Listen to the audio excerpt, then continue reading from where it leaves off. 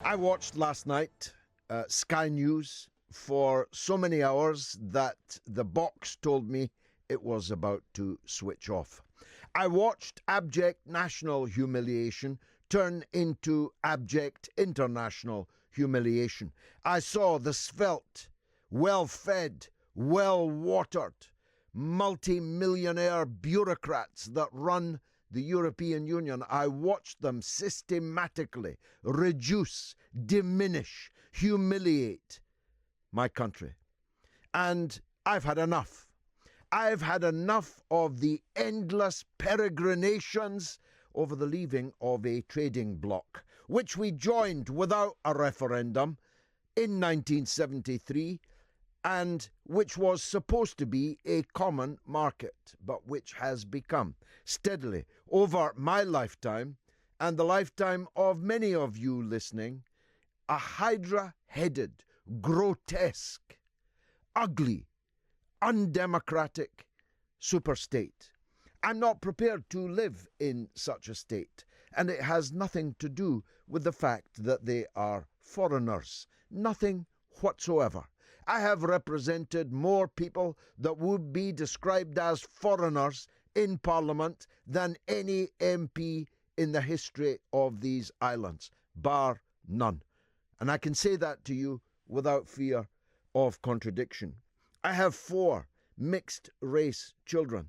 I have a foreign wife. No one can credibly accuse someone like me, someone like Bob Crow, someone like Tony Benn, and yes, in the past, someone like Jeremy Corbyn, of hating the EU because we hate Europeans. Nothing could be more offensive. Nothing could be more absurd. It's because I love democracy. Democracy. The people's rule. That I say I've had enough. I cannot accept a decision made by 17.5 million people, the largest number of people ever to vote for anything or anyone in our entire history of democracy, be set aside by selfish, lobbied lobbyists, many of them growing fat on their lobbying. I cannot accept MPs deciding that whatever the people thought, the people were wrong, and therefore the MPs will decide what we get. Because there are certain unassailable facts which will never change. The British government and Parliament decided to give the British people a referendum and told them that the government and the Parliament would abide by the result. This is a fact, often elided, but which cannot be changed.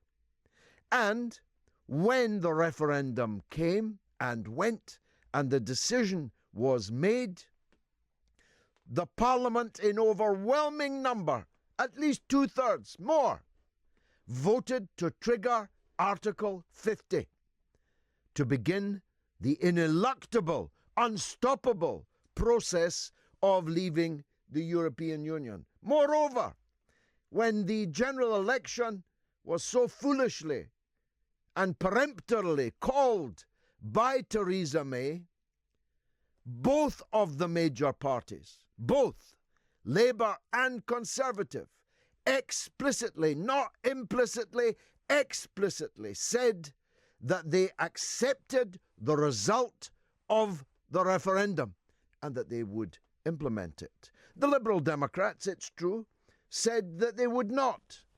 And they lost a record number of deposits and were reduced to 2 taxi fools of Sir Vince Cable's finest.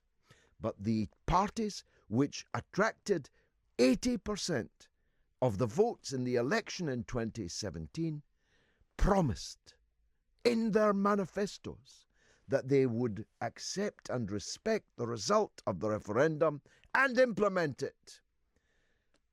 And these facts, too, can never be changed, however much money is spent to obscure, to obfuscate, to elide these essential facts. And so this is no longer about Brexit. This is about democracy. It's about whether the people's will can be set aside by vested interests with enormous wealth and power. Alastair Campbell, you just heard him on the news. Who's Alastair Campbell? Alastair Campbell's the man who lied you into the maw of Iraq, where 1 million people lie dead. He should be in jail, not on the news. He should be behind bars, not on television. Tony Blair, Alastair Campbell, all the fat cats that tried vainly to persuade you through Project Fear that you must back the EU. All of them are sucking at the teat of various vested interests. And the vested interests in this case are the richest people on both sides of the Atlantic and the richest people on the mainland of the continent of Europe. The fact that they are all so desperate that you should remain in the European Union should tell you something, shouldn't it? Shouldn't it tell you something that every banker in the City of London wants you to remain in the European Union? Every fat cat on the CBI wants you to remain in the European Union? Every fat cat in Brussels wants you to remain in the European Union? The American banks, Morgan, all these big multinational American banks plowed millions into persuading you that you must remain in the European Union. Why do you think they did that? Because they care about your life? What would make you think that? What have they ever done for you that would make you think that they care about you? Leaving the European Union is not a sufficient condition for making our country better, but it is a necessary condition, because without it, the things we then need to do in electing a government that will do them are absolutely vital to the whole future of our country.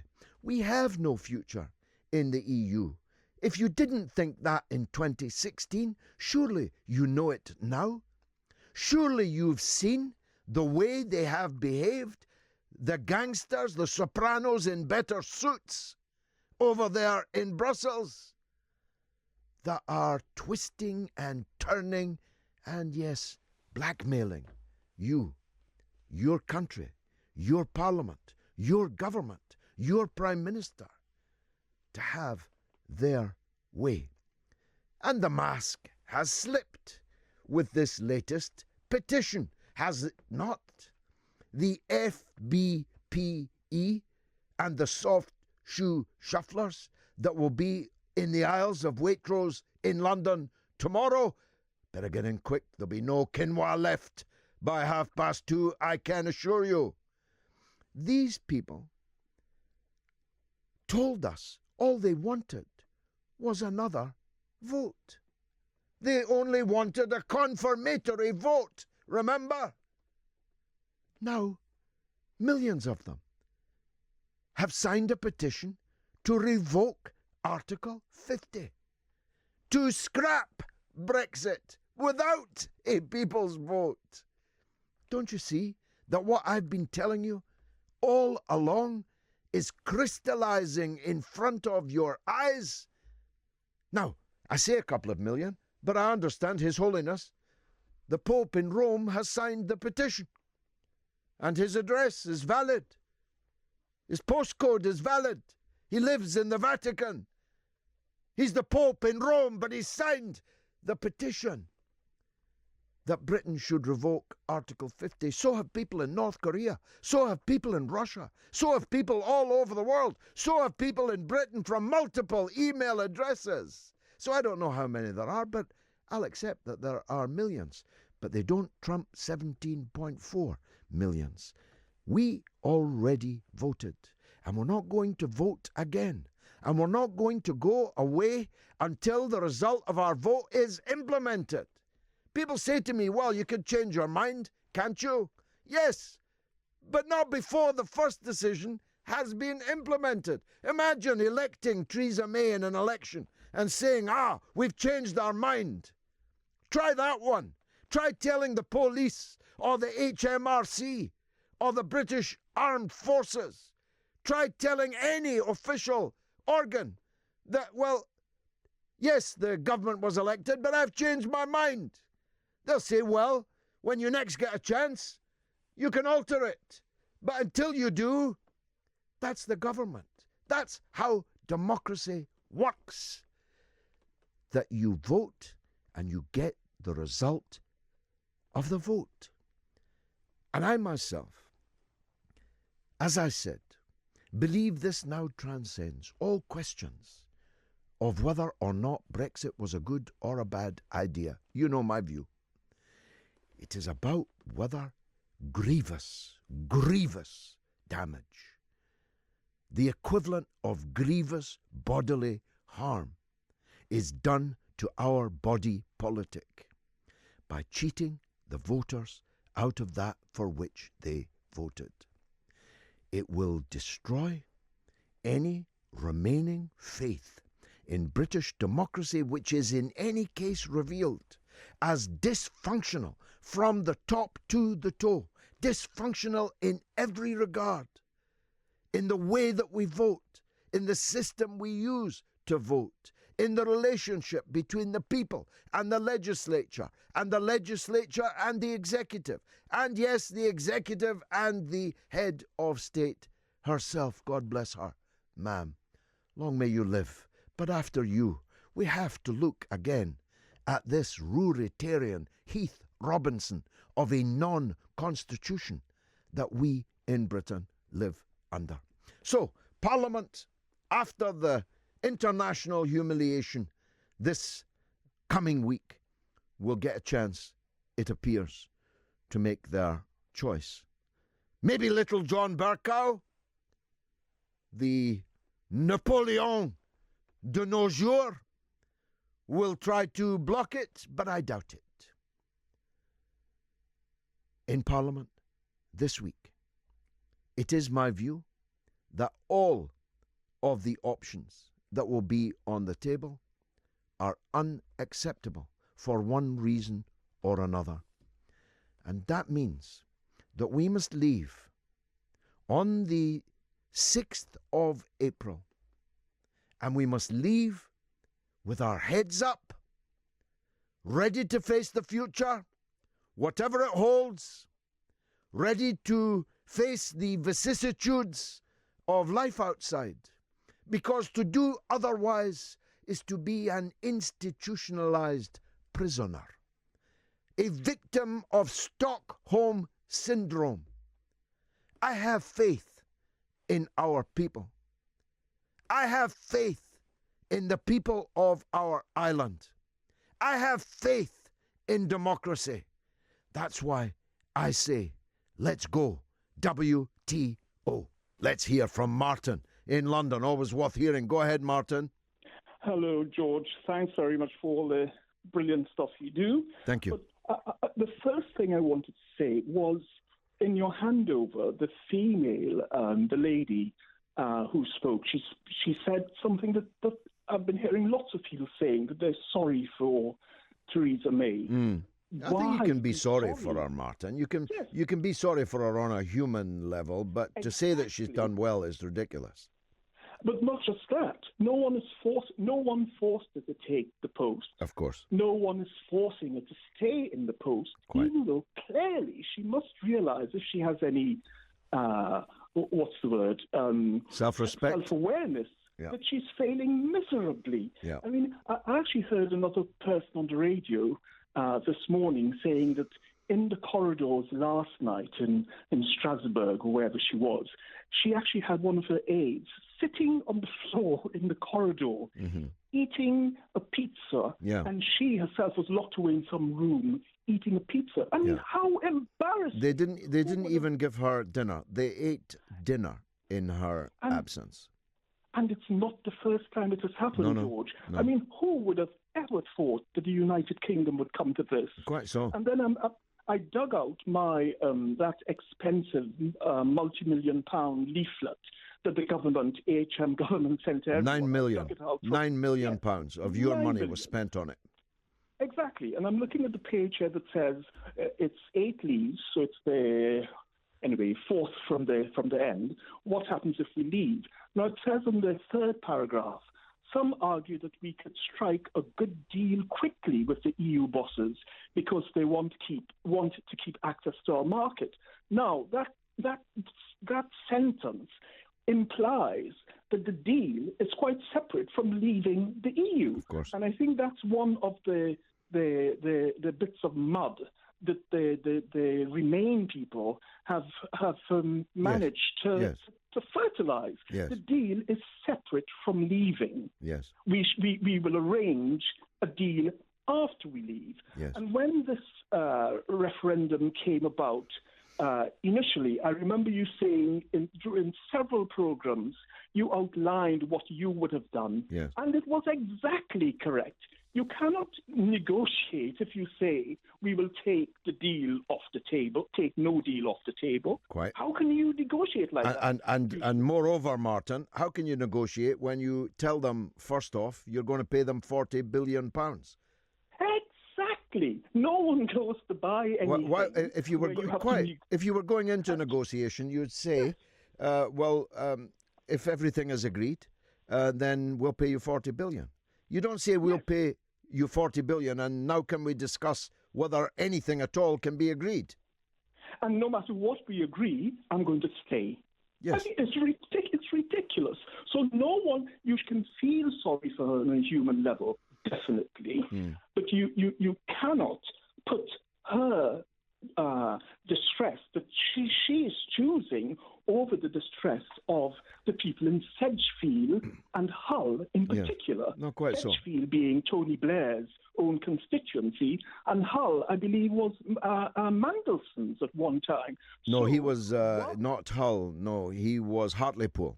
That's it. Because you'll recall when asked what he would go back into a blazing house to save, he said, my Hartlepool United football scarf. Exactly. And if you believe that, I've got a bridge here in London with lots of nice trees on it that I can sell you. But moreover, Martin, I wrote this actually in my column on RT.com at least 2 weeks ago, maybe more. If the Conservatives don't get rid of her, they're done for.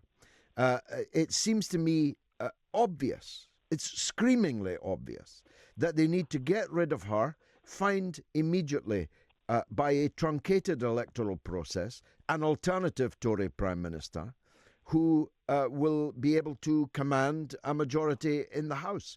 We're not asking them to commit hara-kiri and go for a general election, for that's exactly what it would be. Labour would win a general election tomorrow, according to the bookmakers. Although I'd love for them to do that, we're not asking them to do that. But they have to get rid of Theresa May. She's not a credible negotiator. She's not a credible Prime Minister. She isn't. And one of the faults is that the media and the Corbyn wreckers have spent all this time bashing Corbyn. He's the opposition leader. They're still doing it now. The government. They're still doing it now. On the talk shows, on the sofas, in the newspapers. This is all about Jeremy Corbyn. Yes, and that's one of the reasons why we are saddled with this international embarrassment. Totally. I mean, I never thought I would see the day. No, it made me blush to the roots of my remaining hair. Martin, thanks for a great call. Let's go to Tony in Goole. Thanks to you. Tony, welcome. Hi, George. Hi. You'll not remember. I rang a few weeks ago and I asked you if at any stage when this deal that comes through from Brussels gets failed in the House of Commons, what's to stop Theresa May actually saying, look, I've had enough of this nonsense, we're in for no deal. And you said she could actually do it. Mm-hmm. Now, here's my take on it, and I'm probably going to get shot down. I don't think Theresa May is incompetent. I actually think she's quite clever, and I think she's quite devious, and I'm going to tell you for why. before I get shot down. I don't think she wants to leave. She's a strong Remainer, and I think the other night when she went out very cleverly and said, she turned on the MPs and she said to the country, it's not my fault, it's the MPs. You know and I know she's lost 149 votes in the Commons in the last round of votes. She's not going to get the 75 on board to make the swing. And I think she's deliberately sabotaging Brexit. And I think it would quite suit her if next week, if they're voting in Commons on the 7 deals, to revolve Article 50, and then she can turn around, resign and say, you know what, it's not my fault. It's all the MP's fault. I did my best. I'm probably wrong, George, but I've got an awful feeling she's trying to steer us down that route.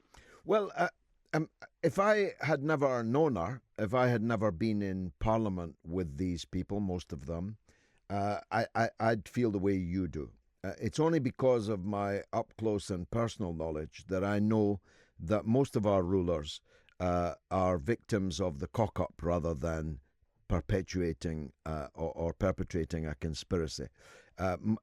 As I always say, our rulers are not James Bond, they're Austin Powers. They're Johnny English.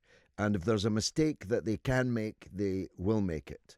And in fact, their mistakes expand and expand to fill available space. But either way, whether you're right or I'm right, the end result is the same. The end result is that, I don't believe, by the way, Tony, that the House will vote to revoke Article 50, because that would risk social peace in the country. It would utterly destroy all faith in the democratic process. It would lead to dramatic changes to the political architecture in Parliament, in the society as a whole. It would have so grave an impact, be so blatant. I don't believe that they will do that. The only motion that I think has a chance of passing is little Oliver Letwin, Sir Oliver now, if you don't mind. His is branded Norway Plus or Common Market 2.0. Now, for me, that falls at the first hurdle because it keeps us in the single market, which means we still have to accept a so-called free movement of overwhelmingly cheap East and Central European labour, depressing wages, pushing up rents, putting extra pressure on public services. That would make Farage and the right wing in British politics in business forever if that came to pass. Yeah, go ahead. It's just one question. I'm asking you for advice, right? If you need people on side, why would you publicly, as a politician, then go out like she did this week and publicly criticise MPs, right or wrong, when she needs to get them votes on side? I'm confused. I'm asking you why. You're right to be confused. I mean, either she's a fool or a knave. I prefer the explanation that she's a fool. You prefer that she's a knave. Either way, that's what she did. And she was right, actually, in what she said, though wrong diplomatically when you're trying to get people on side to say it. It is the MPs. They're doing so, of course, because the British government has so lamentably failed in its strategy for all of this. But there's 450, 500 MPs in Parliament now that want to scupper Brexit. And everything they've done up till now, even though, by the way, I looked at Yvette Cooper's election manifesto yesterday or today. Yvette Cooper boasted that she had voted to trigger Article 50, boasted that she was respecting the result of Brexit, but of course, since 2017, has spent every day and hour trying to stop Brexit. George, thank you for your time. Appreciate it. No, you're a gentleman. Thanks. Let's hear from John in Germany. Go ahead, John. Well, George, I think the moment of the week that told me everything I needed to know about where we are with this was when Leo Varadkar, the Irish Prime Minister, came on the television and had the audacity to say that it was time for them to cut the United Kingdom and Theresa May some slack. Yes. I mean, who does he think he is? He's always announcing Theresa May's next move before she does. I mean, it's come to something where little Leo is telling the world what the British government's doing before the British government does it. Well, it reminded me, my reaction to that reminded me of the moment when the late, great Baroness Trumpington flicked two fingers at Lord King, the former Defence Secretary. Yes. I mean, this is a self-serving, self-righteous, conceited, bureaucratic bureaucracy, of which Leo Varadkar is one. Absolutely. And doesn't it remind you, John, of Groucho Marx's famous saying that he said any club that would have me as a member, I wouldn't want to join. But you could turn that round. Any club run by these people, why on earth would you want to join it? Why would you want to be in it? Well, exactly. But the other telling thing of that is that they also detect a bead of sweat on his forehead, that they might have just overplayed their hand here. When he's saying it's time to cut them some slack, because he's staring down the barrel of a gun. That if this all well, let's hope wrong, it's not an actual gun. Well, of course not. But he's staring down a potential disaster that this all goes wrong, and we do actually. Well, this is what Portillo was saying on TV last night, John. I don't know if you saw it. It's not often I agree with Michael Portillo, but he said actually the EU blinked. When faced with the very real possibility that next Friday we'd be out without a deal. And they don't want that any more than the British rulers want that. Well, that's right. Well, maybe not staring down the barrel of a gun, but it blowing up in their faces what they've done, the way they've basically hard-handed, ham-fisted, basically put the United Kingdom completely into a corner. This is the Treaty of Versailles all over again if it gets through. Well, very dramatic metaphors, John. I don't go all the way with them, but they are significant. That it will give rise in Britain to a culture of, indeed has already given rise to a culture of, we've been stabbed in the back, we've been betrayed by our rulers, and that's exactly what happened after the Treaty of Versailles. Anyway, you go carefully in Germany, John. Thanks very much for the call. David Leviscont says, when will Theresa May wake up and realise that no matter how many times you polish a turd, it's still a turd, and that's what her treaty is, a great turd. And Bye-Bye Blighty says, Tom Watson on a well-known local radio station this evening. It was his 10-year-old child that finally convinced him to go on the second referendum march tomorrow. Pull the other one, Tom. It's got bells on. A 10-year-old child, my goodness, must have been a persuasive child. Patrick Vidine says, give them their pound of flesh, £39 billion plus over the next 2 years, but make it clear that we will then leave on a WTO without their kind of withdrawal agreement, but with a trade deal. This approach might allay some fears, and we can then plan properly.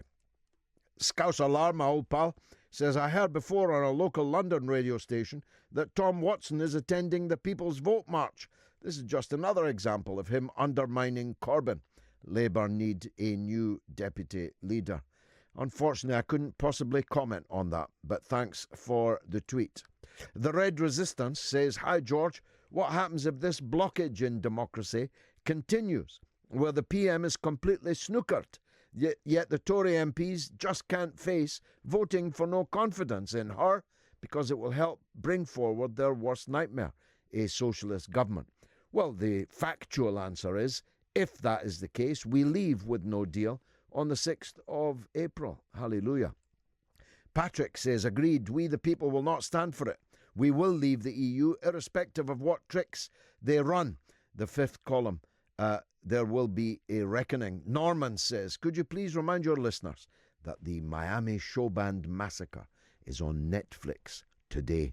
It is essential viewing, exposing collusion between state and terrorists. Well, thanks for that reminder, Norman. Some listeners will remember the extraordinary interview I did, not my doing, I just listened, like you did, transfixed by Stephen Travers' incredible story of what happened to the Miami show band that night. So that's the Miami show band massacre.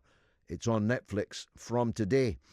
Patrick, again, maybe we should initially target the mainstream media and bring them down first and then reverse engineer their programming, but include an ethical element. Nick says, Just to say you're not plain wrong, WT.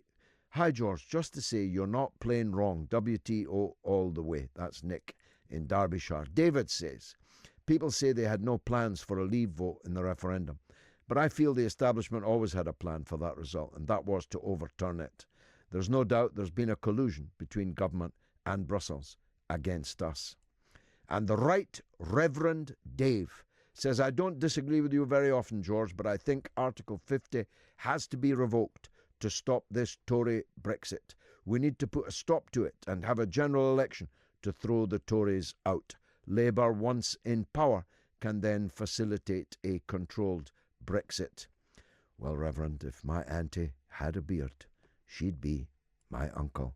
I've got the legend, Adam Gary of the Eurasia Future think tank with me. And by the way, he's going to stay on and we'll have another of these Ask Adam sessions because he is the cleverest man in England. Of that, I have no doubt. Adam, welcome to the show. Now, Brexit is something that we've made our History Boys shows on it. I thought it was worth bringing it to a different audience, just exactly how we got here. Because if we don't understand how we got here, we will never work out where to go next. So, at the end of the Second World War, the Americans are extremely concerned about very powerful communist parties and mass trade unions under communist influence in all kinds of countries, in Italy, in France in particular. They bring forward the Marshall Plan so that they can help these European countries rebuild their economies, and big figures in that post-war, Cold War division come up with the idea of what became the common market. Tell us. Well, indeed. At the end of the Second World War, you had in Eastern Europe under Soviet control, and obviously the Soviet Union had an incredibly centralized style of government, and for better or for worse, centralized governments get things done. The Western powers who were victorious in the war, the United States, Britain, to an extent, the Free French with smaller forces, they were all thinking, where do we go from here? And not too long after the end of the Second World War, you had a communist revolution in Greece that the United States and its allies helped crush. Italy had a very strong leftist movement. There were very strong leftist movements all over. And so the idea was, okay, the Second World War took care of the far right. What do we do about the far left? And so the answer was this international system predicated on several things. First of all, you had the US dollar in the Bretton Woods system, which made all countries not answerable to a genuine independent gold standard, but answerable to the United States. Checkbox number one. Thing number two, you needed a common military command, and eventually this became NATO by 1948. Checkbox number two. Then you need trade and political union, and all of this coming under the framework of Bretton Woods and NATO. And that initially was the European Coal and Steel Community, which was the amalgamation of French nationalists who wanted to essentially own German industry, and the Americans who said, let's just have everyone own it, but really America's the big boss man of it all. The European Coal and Steel Community by 1956 was the Common Market, or the EEC, the European Economic Community, and then going to much more recent days, that became the European Union formally in 1992 with the adoption of the infamous Maastricht Treaty that Ken Clarke didn't read. Maybe he was onto something not worth reading. Well, of course, I remember it well. I was part of the opposition under the leadership of Mr. Benn to the Maastricht Treaty. And we had, in some European countries, a referendum on that. But they didn't take no for an answer then either, did they?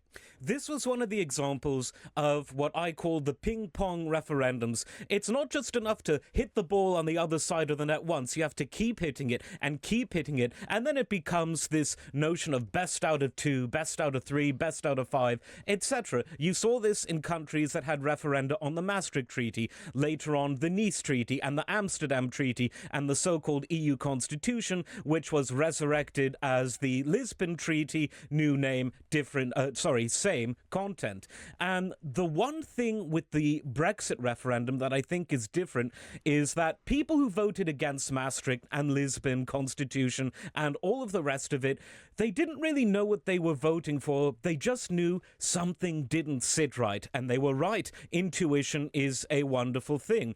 With Brexit, though, it was the people who knew exactly what they were voting for, and it was the political class who didn't. And that's another important point that I think has been sadly lost in this entire 2-year, almost 3-year long discussion about Brexit.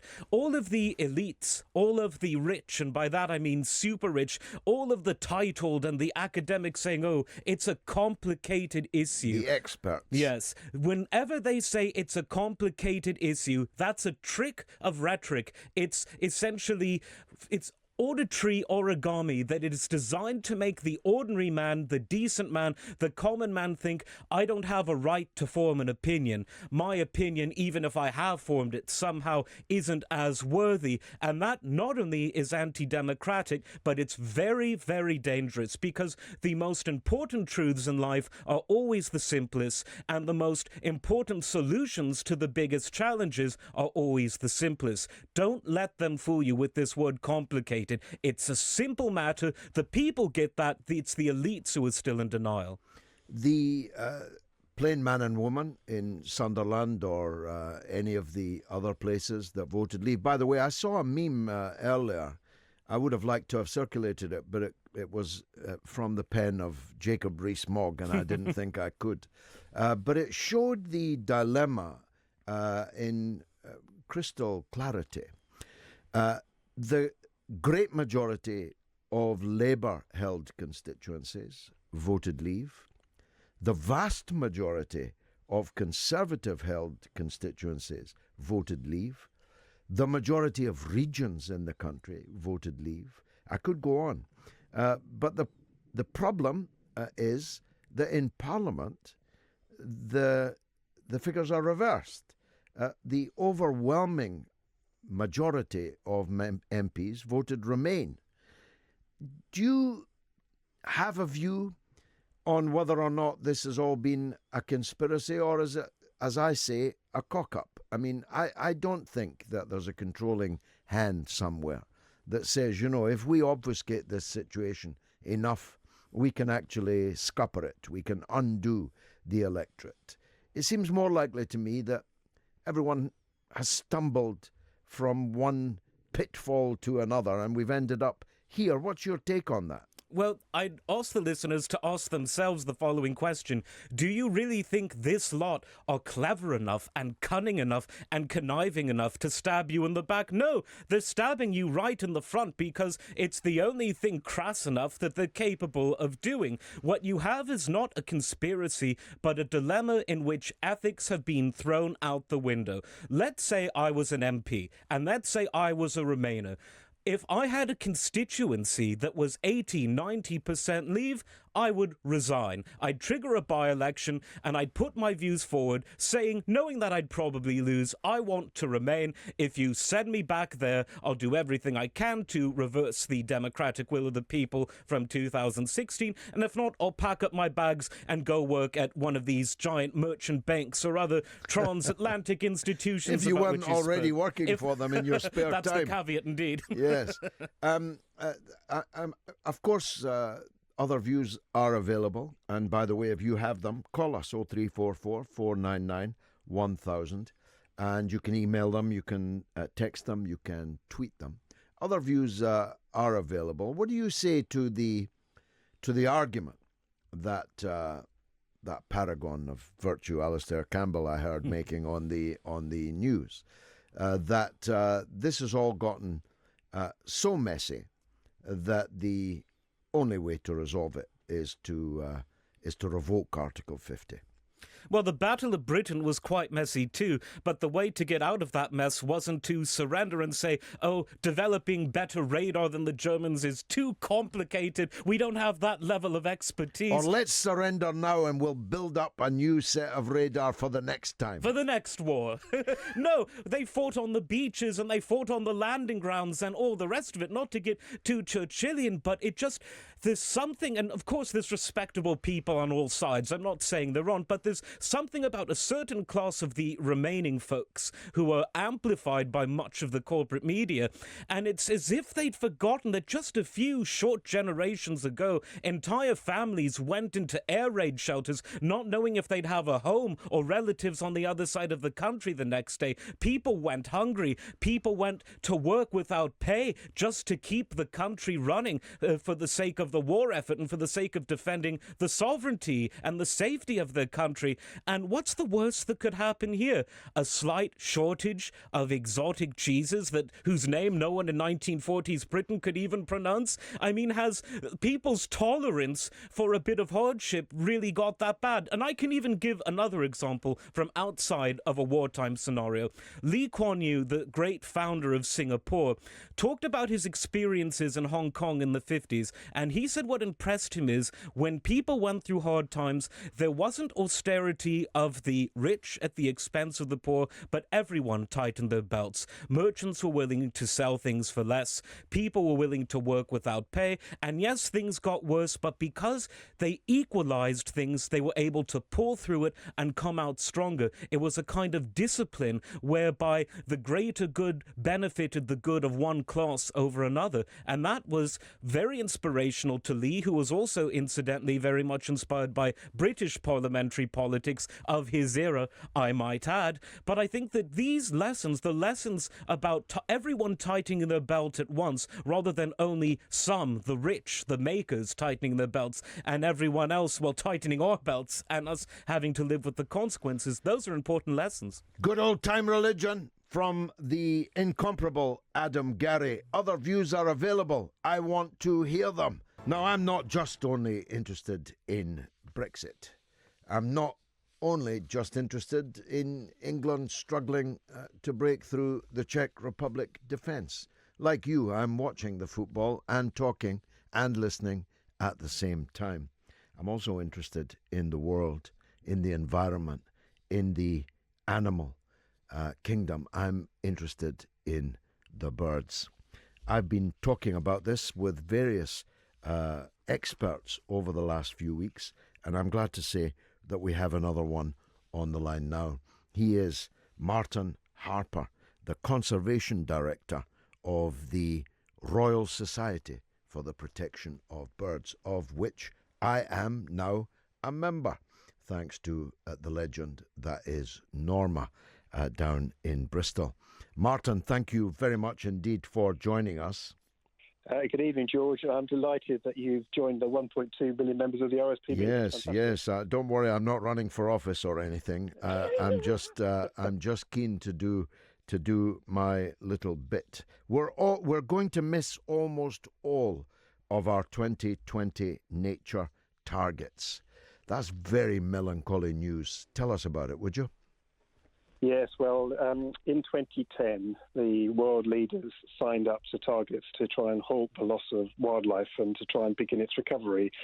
Many people know about the climate change targets and the challenges we've had around this, but few people actually do know that we've also got these global targets, and every 2 years, the governments around the world are obliged to report on how they're doing.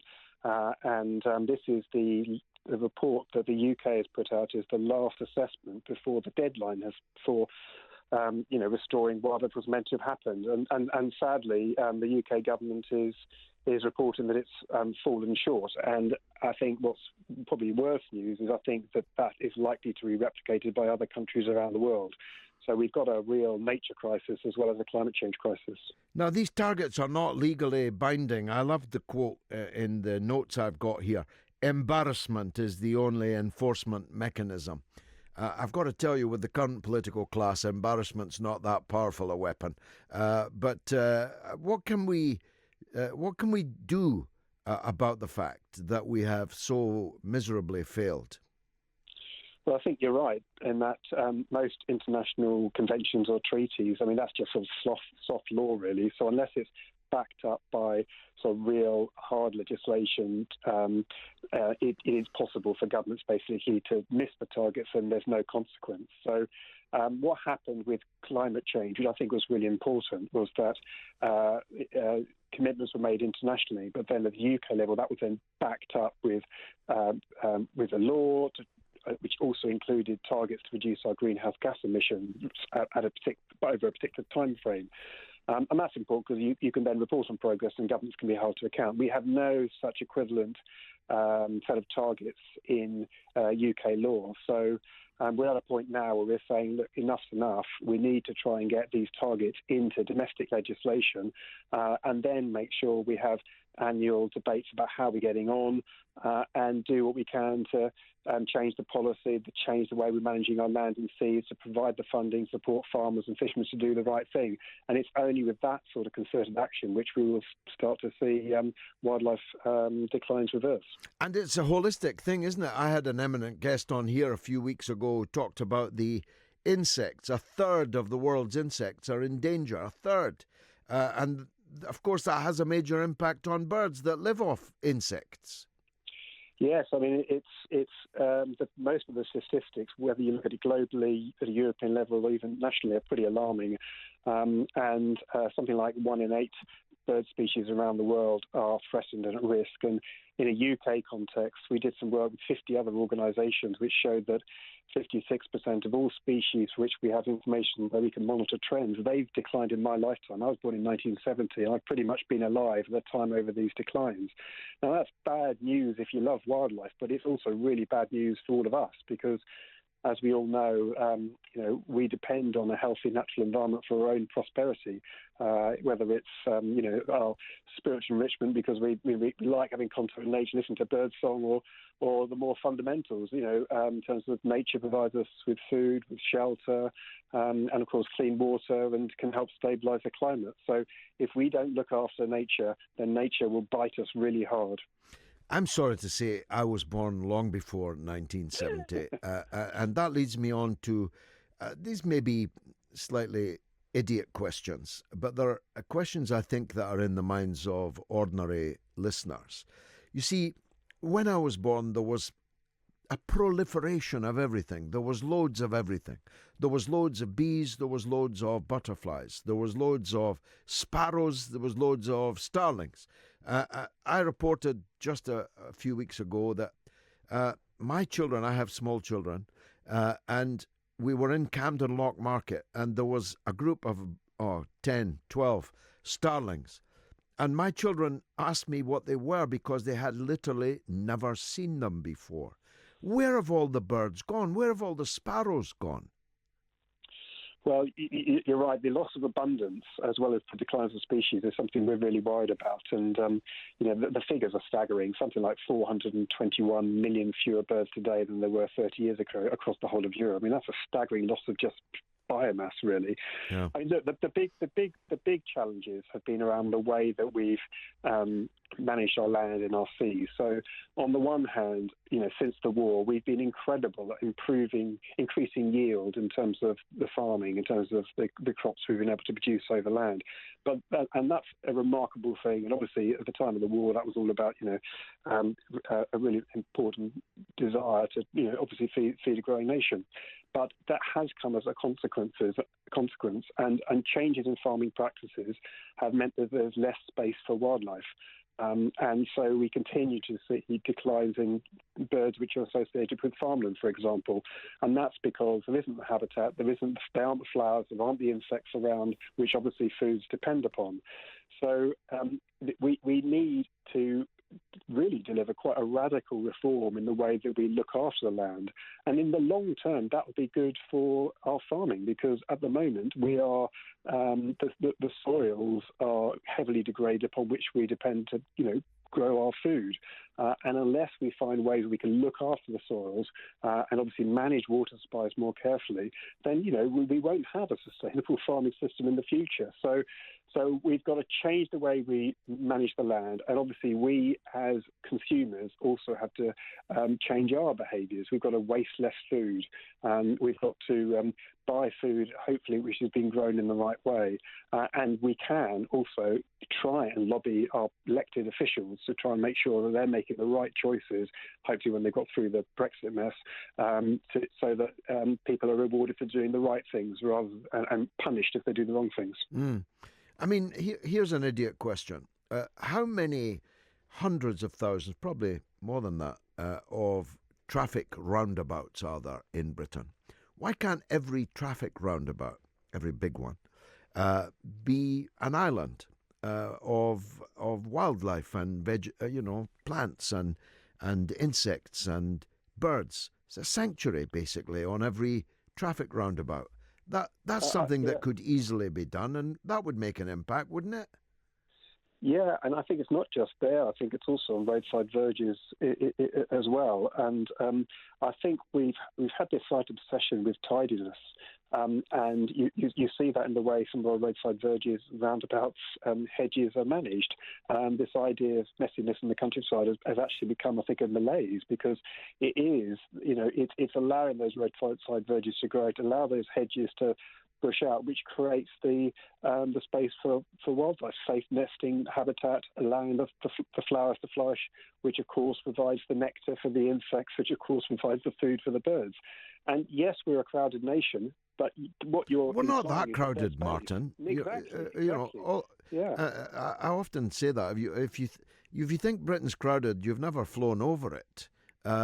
Most of Britain is entirely empty, and yet animals, birds, insects are no longer flourishing on it.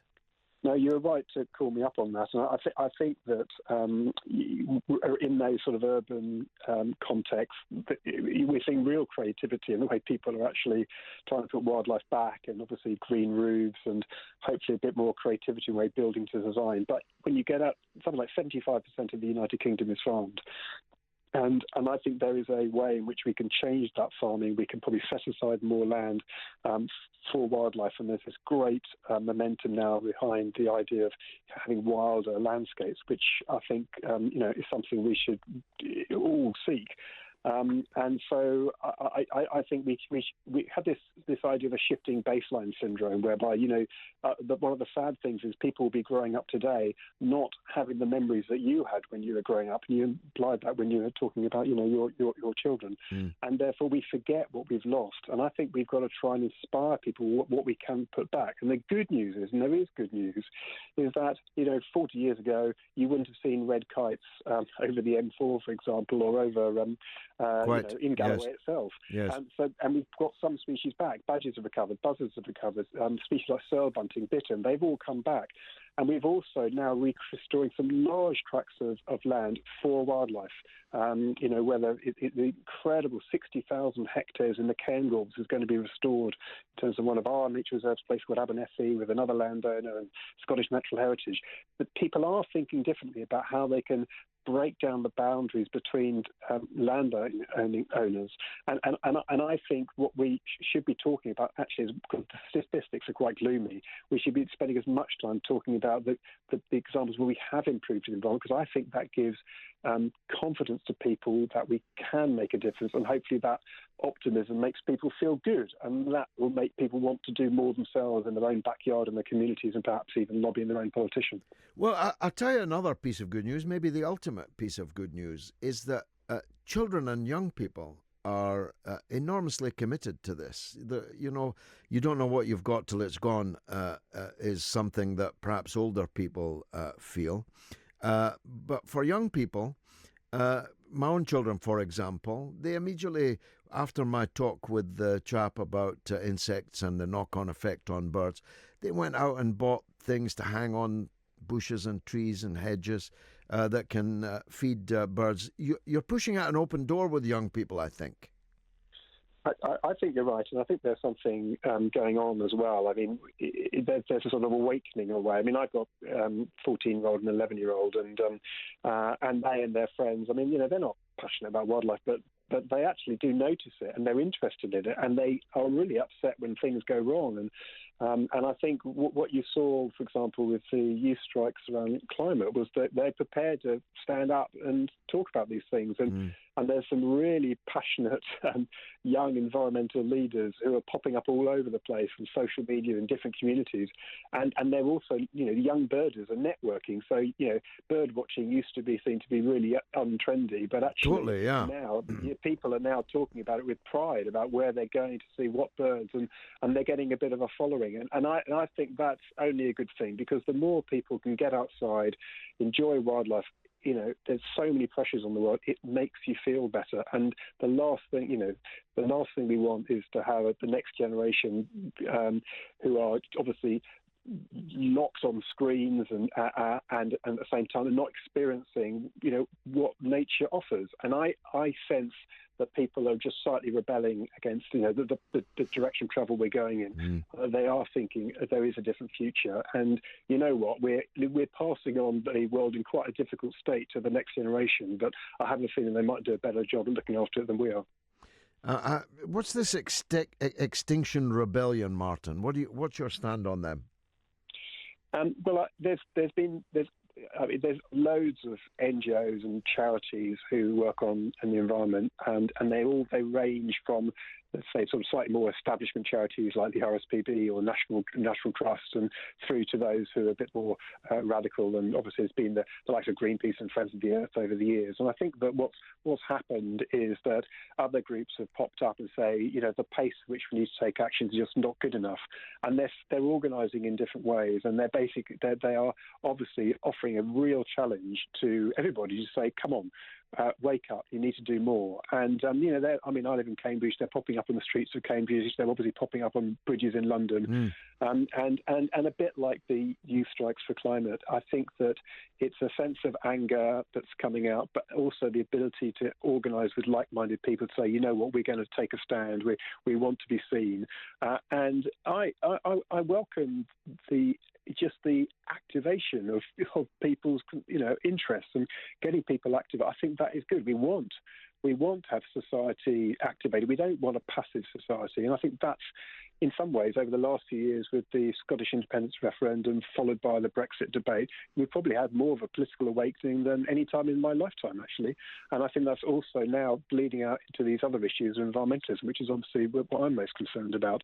So I welcome the sort of arrival of some boisterous new agents for change, and I think it should encourage the likes of the RSPB, which I work for, to say, well, okay, what can we do more? How can we involve more people to get them active to do more for nature? So I think it's a good challenge. Fantastic, Martin. Martin Harper, the Conservation Director of the RSPB.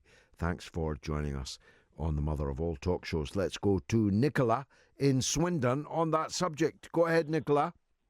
Good evening to Georgia. Well, it's a subject that's been very dear to my heart for years. I've seen the decline in hedgehogs. I mean, when was the last time anyone saw a hedgehog? A long time. And yet they're a natural predator to get slugs out of your garden, and yet people buy slug pellets. Why buy slug pellets when a hedgehog will do it? People have built walls around their gardens so the hedgehogs can't walk from one garden to another. People need to be educated on this. This is the sort of thing a government should have been doing for the last 2 or 3 years, not or 2 or 3 decades, really. Yeah, well, that's it. We've polluted the oceans with plastic. I mean, we know that plastic is doing that. Well, we could stop plastic bag production, everything immediately. We're talking about phasing it in. Doing it within 10 years. We should be doing it within 10 weeks or 10 days. We know we're killing the planet. We all know that. Most of us realised it before David Attenborough produced his marvellous programme on television. They are pretty marvellous, Nicola. Oh, they are. But most of us realised it anyway. If we could find the elixir of youth and keep David Attenborough with us for another few decades, things would be so much better. He's been there all my life. He'll be really missed, because I can remember him in black and white chasing armadillos. Me too. Me, you and me both. But we're showing our age, Nicola. Thanks very much indeed for that call. Chris, I stand with Chris Williamson. He hashtags, it astounds me how people on the left seemingly think by proxy, likes of J.P. Morgan, Goldman Sachs, George Soros, Lord Sainsbury, ploughing millions into the Remain campaign / overturning Brexit before it's implemented is somehow socialist or has our best interests at heart. Thank you, Chris. Let's take a break. Let's take some callers. Richard first in Manchester. Go ahead, Richard. Oh, hello, George. Thanks for taking my call. I do appreciate it. Well, what a week we've had. What a week. Yes, that was the week that was. It's absolutely fantastic, and I believe the white flag is flying on number 10 as we speak, and she's decided she doesn't want to put the deal in front of us again next week. So where we go from here, you're the professionals. I'd love for you. Is that breaking news? That's breaking news. Just run it past me again because I missed it. Oh, that she said tonight that she will not be taking the vote back. The DUP have said they will not back her deal, so she's come out with a statement to say that she will not be putting the deal in front of Parliament next week. Where do we go from here, George? Well, technically, we leave on April the 6th unless Article 50 is revoked. And I see no majority in the House of Commons for that. Labour will not vote for that. So even if there were a substantial number of Labour rebels, that could not pass. So I don't know. That's pretty big news you've given me, Richard. It means effectively that she's either got something up her sleeve, she's either trying to panic people, or the clock runs down. She's going to jack it in, George, and blame everybody else? Could be. I mean, everyone's feeling sorry for her, but there's an easy way to bring her Calvary to an end, and that's by going off on a walking holiday in the Alps in her lederhosen with her multimillionaire husband, and leave the rest of us to get on with it. Well, George, we'll get you in number 10 and you could get us through next Friday. We'll be having a bottle of champagne. If I'd been in number 10, you'd have been out 2 years ago. Now, I've got the clip in front of me now, Richard. It says, Theresa May's told MPs she might not bring her Brexit deal back to Parliament for a third time next week. In a letter, the Prime Minister suggests she won't put it to another vote if there's a lack of support. So it's not quite definite, but it's probably, if you want my view now that I've seen the text, Richard, probably bluffing. No, I don't think so. No, I don't think she's got a cat in hell's chance of getting it through. So there's no point in embarrassing herself anymore. She's done enough. Maybe you're right. But that means a no-deal exit on the 6th of April. That will it not be next week on the 29th? No, because that date no longer exists. We already agreed an extension to the 6th of April. Can I ask about Blair and what it's rumoured that he's backing these new Tiggers now? Sorry, 12th of April. Not the 6th. All these people. Richard, sorry, let me clarify that. It's not the 6th of April. It's the 12th of April. The 12th of April. Okay. Sorry, Blair, you were talking about Blair. Yeah. It's rumoured now, and he's admitted that he's backing these Tiggers, who and he wants to sort of build a party around them. And if he is, look out, there'll be another war coming. Netanyahu was on the TV yesterday, the day before, saying thank you to everybody for backing Israel against Iran, and we know now that, in my own interpretation, that probably Iran is going to be the next one. And then you hear that Blair's been over in America talking to the big Catholic audience, proposing that the next war would be against Iran. What do you think about that for coincidence? And it's, I'm not sort of making it up. I picked these things up pretty smart. Well, you can say so. I couldn't possibly comment. Richard, thanks very much for your call. Lisa is in Boreham Wood, and it's been some time, Lisa. Yeah, hi, George. Yes, I know, it's been too long. Far too long. We always love to hear your wisdom. Go ahead. Oh, thank you. It's very kind. I was just going to say, I hear the Pope voted. I think some Remainers won't be very happy with that because, they're not keen on the over 60s having a say in democracy, are they? Well, that's one of the most bizarre aspects of life today. We're supposed to feel like anyone over Duncertain Ash oughtn't to have a view. Certainly not a vote, because somebody tweeted me the other day to say if we keep this going long enough, all the Brexiteers will be dead. Yes, well, it is that'll be rather extraordinary. Talk about a cult of youth. There are people in their 70s who still have to work, who's still paying a lot of tax. Far too many, yes. Yes. No, I was just going to say that first of all, I think that all these petitions are a waste of time anyway. For all Brexiteers out there, I would urge them to write to their MP rather. It's very easy to get their address and to pen a letter saying that you voted for no deal, or you voted to leave. For you, that means no deal, or whatever you want to say. It's far more effective than these silly petitions, which generally get ignored because, as you say, you don't know who's voting. It's just not even worth considering. So I think that's the best way to go. Well, look, Lisa, there's millions of them. There was 16 million of them in the referendum itself.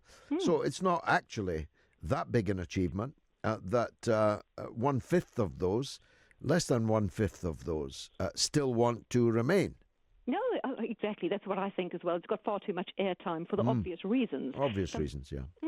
I also think that this whole argument, which tries to portray Brexiteers as people who are harking back to the past, or people who are very narrow-minded, who are perhaps xenophobic, who are only concerned with the narrow confines of us within the UK, it's utterly false. Most of us Brexiteers have had an eye on what's going on all over the world and have seen that this Brexit thing is not just a phenomenon that affects the UK. The essence of it is something that's going on in many Western countries where people are waking up and realizing, hey, why are we all on the same script? We supposedly live in separate countries. We're supposedly, some of us voting for nationalist government, some of us voting for socialist government, and yet we're all getting the same result. We all have these champagne socialists who seem very interested in courting the big business and doing the bidding of big business, who are also very interested in war. We all seem to be on this fake economics of austerity path. We all seem to be on the same social path in terms of liberal socialism and neoliberal economics. So people have twigged that no matter where we are, we're all on exactly the same script. And that's why when Europe, I think one thing we've got massively in our favor, no matter whether they try and push this forward with more extensions, is the EU will not want us joining those elections that take place for the MEPs, because there's going to be, bloodshed, so there's going to be an absolute desertion of the centre ground, because a lot of people are going to be moving to the left, moving to the right, and all those sort of centrist neoliberal parties are going to find themselves with a very small coalition, a very small voice. That's what they're really worried about. And I think that's something strong in our camp that will help us to get something to get us out prior to us having to take part in those, because I don't see in the EU that they are going to want us taking part in those elections. Well, that suddenly hove into view last night, didn't it? After people doing their best not to tell us that we might have to fight these elections, suddenly there it was centre stage. It is now a point of imperative that we cannot stay beyond the 12th of April unless we commit to holding European Parliament elections here in Britain. And they very definitely do not want that, neither the British nor the EU, because inside the EU, the remaining EU, anti-Brussels parties are going to sweep to enormous victories, and centre ground Macronist type of governments and parties are going to be absolutely humiliated. So the last thing they want is that replicated and reinforced in Britain, because that would signal that the project is dying on its feet. Well, a lot of us can see that. As Brexiteers, we're constantly told we don't like Europe. Obviously, that's ridiculous.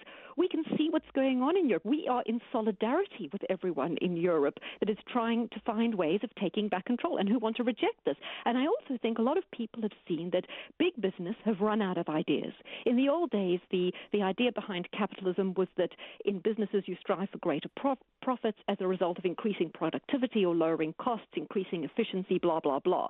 They've totally thrown that away, the modern capitalists. All they're interested in is using globalism so they have access to the cheapest wages possible, so that there's a race for the bottom. So we're not really in a stage where we are improving via this. We're just involved in some massive pyramid pyramid system where profits are being increased at the expense of the working class who are becoming poorer, seeing their standards of living drop all the time, seeing stagnation in wages, higher rents, and we are seeing a concentration of wealth and power at the top. That's what is happening to us in globalism, and that's why people voted Brexit. None of these other reasons.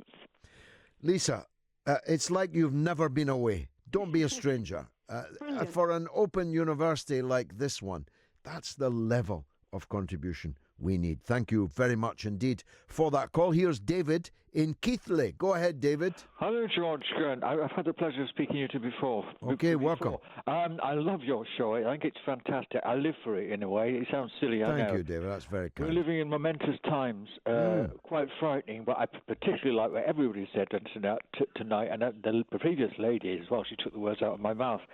I hate being negative, and I hate criticising you, George. Just let me get that out of the way before I throw flowers at you. I seem to the last few weeks I thought you were being a bit critical about Jeremy Corbyn. I think, George, I'm a real fan of Jeremy Corbyn. I think he's a great guy. But I think things could really turn out his way, and I think he's had everything against him. He doesn't have enough support in the Labour Party. We know that, the Parliamentary Labour Party particularly. I'm not too sure if it's really all that great a thing, thinking it's great having so many members, because it seems to me the Parliamentary Labour and the Tiggers and all that have been stabbing in the back. He said the ruling class have lost all pretense of trying to be fair, and that's obvious. I thought May's speech the other night, I knew she was bad, but I've never, ever thought I'd see anything as repugnant as that. I thought it was awful. Absolutely. Well, you might be right. If a general election were to happen, as I said earlier, according to the bookmakers, Jeremy Corbyn is quite a strong favourite to be the next Prime Minister. The question is, how do you get to a general election, isn't it? This is it. The other thing I could just say, I just want to say a couple more. By the way, great to hear Adam. I'm a history fan as well, and I love the History Boys as well. I think Adam was great, isn't he? Everybody else was great tonight. I'd just like to say, I thought, even though but that lady made it clear for me anyway, the previous lady. I hate what I'm seeing in Parliament. It breaks my heart the way I think most people now. It just breaks my heart how low we've come. And why are there not men of calibre like you in the Labour Party? You must get back. Chris Williamson, you, Ken Livingstone. I don't think it's going to happen, David. I don't think I'll be back. I don't think Livingstone will be back. I'll be pleasantly surprised if Williamson is back. I'm sorry to disappoint you, but that's my reading of the situation. But I need to take a break for some capitalist messages. Let me get through some of the masses of messages. A marvellous and inspirational opening to your show tonight, says Terry Eaton. Everything you've said's totally and utterly correct. If politicians scupper the vote of the nation, then democracy, as we understand it, will have ended, and we know where that will lead. Charlie Fay Culross says Labour are, he's quoting me, quote, Labour are bookies' favourites to win an election if called tomorrow, unquote. In England, maybe, but they'll be lucky to win a single seat in Scotland. Well, Charlie, that's what the bookies say. I don't think they're making a distinction. It's not for them to do so. They're calculating how many seats will be won. They're not going into where they will be won. Doc Moonshine says, George, you speak of Groucho Marx. The Conservative Party right now reminds me of Mutiny on the Bounty. Very good. The question is, who will be Mrs. May's Fletcher Christian? There's no way Mrs. May will captain her loyalists to safety. The ship is sunk. Here's Charles in Enfield. Go ahead, Charles. Great to speak to you again. And you, sir? Back a long way, but I'm not going to bore you with all the trips down memory lane tonight. Look, what I want to say is that I think it's time now for us on the left and the right and on the centre, all those people who voted together, voted Brexit, to get together. Because I am really worried that Theresa May simply doesn't have the bottle to go no deal. Now, we know that her deal's not going to go through Parliament, no matter what she comes up with. The only option should be no deal. And that's what I want, quite frankly. Yes, it would have been great to have a deal, but we're not going to get one. So let's just go WTO. No deal is better than a bad deal. Well, that's right. So let's just do it. The point is, we are under attack. We are under attack. I have begun. I'm putting together something called the Brexit Alliance. It's not a political party, so I can speak about it here. Which will hold a conference in the very near future. I'm just looking at venues and places and so on for the moment. And I hope it will be a gathering of people of all political persuasions who either support Brexit or just support democracy. There are many, many people write to me to say that they voted Remain, but that they are with me because of the democratic argument. It just seems that they got, Greece to vote again, Italy to vote again. I can't remember who it was now, which countries were. Every time they look as though they want to... Well, Ireland did, France did, the Netherlands did, yes. Yep. And they're saying, look, try again, vote again until you get the right result. Yes. Now, well, that's intolerable. Me, I'm saying that's exactly what they're doing here. And we, as far as I'm concerned... I don't see how it can happen, though, Charles. I don't see a majority, even in this House of Commons, to revoke Article 50. I don't think the rulers have the cojones to even attempt that. But you'll need bigger cojones to go no deal, though, George. That's the thing that scares me. And I'm not sure that... I think if it comes to it, I think Theresa May decide, look, you know what, let's just pull the whole thing. Let's just revoke. Yeah, but Labour wouldn't support that. Are you sure? Corbyn's... Are you sure? Corbyn was very clear about it today. Corbyn will not support revoking Article 50 because it would be the ultimate democratic betrayal. Of course. But my worry really is that I think... A lot of Labour MPs might, by the way, Charles. Yeah. You might get 60, 80 Labour MPs voting for it, but you'd only have 60, 80 Tory MPs voting for it, plus the odds and sods, as we used to say in Parliament. It doesn't add up to a majority, nothing like it. If you were a gambling man, George, which way do you think we're going to go? No deal. If you were a bookie, you would have to say no deal is now a strong favourite. Well, that's fair. I will be cock-a-hoop if that's the case. But no, you and me both. You and me both. You must come along. You must come along to the Brexit Alliance. Thank you, Charles. I guarantee I'll be there. Guarantee you. Thank you, my friend. Let's hear from Marty in Belfast. Been a while, Marty. Welcome back. Hi, George. It was only the other week, and I thought then that she would get the deal through. It doesn't look likely now. No. And tonight it's being reported that she's not even going to put it to the vote again. Yeah, she's certainly thinking that way, yeah. I thought it might get through. I'm with you on that. I thought that concentrate, as Dr. Johnson said, the knowledge that one is to be hanged in the morning concentrates the mind wonderfully. And exactly. On that basis, I thought she might get it through. Well, George, here's the point I rang up to make. The issues you touched on in your opening speech there tonight, some of them I totally agree with, but I don't believe that the EU, like your last caller said, are attacking anybody. My view is that the EU are basically, they'd be glad to see the back of Britain. And they've said, what do you want? Do you want this? Do you want that? Do you want this? There's off-the-shelf agreements here. Do you want Canada, free trade agreement, etc.?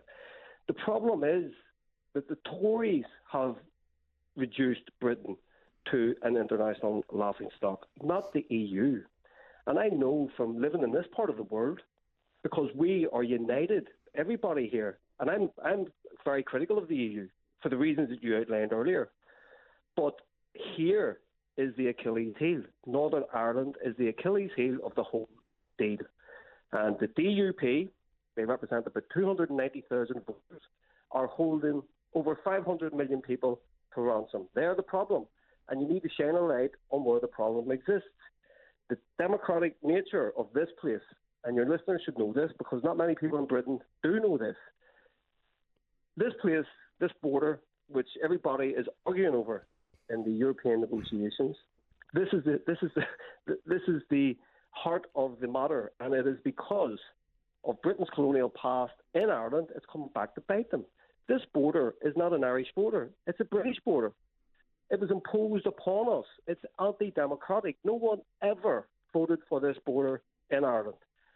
So my view is May, or whoever is going to replace her, because I think she's gone, I think she's finished, should put it to a vote. Do you want the backstop in a poll, or even better still, Irish unity? It's provided for in the Good Friday Agreement, a poll. And people here, even from the unionist community, George, I can tell you, farming, business, manufacturing, retail, they are saying to the DUP, who aren't listening to them because of their blind bigotry, frankly, they're saying the backstop is good. It gets the UK out.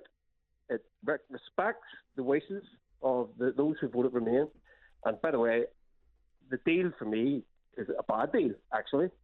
But it does, in my view, respect the wishes. It gets them out. And you have to look at where the problem lies. And it's here, George. It's the DUP.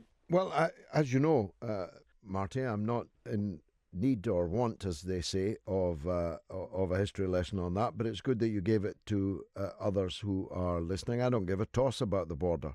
Not a toss. There shouldn't be a border, should never have been a border, and if one of the consequences of all of this is that the border disappears, nobody, I promise you, will be any happier than me. Thanks for the call. Here's Martin in Farnham. Go ahead, Martin. Hi, George. How you doing? I'm good, thanks. Nice to hear from you.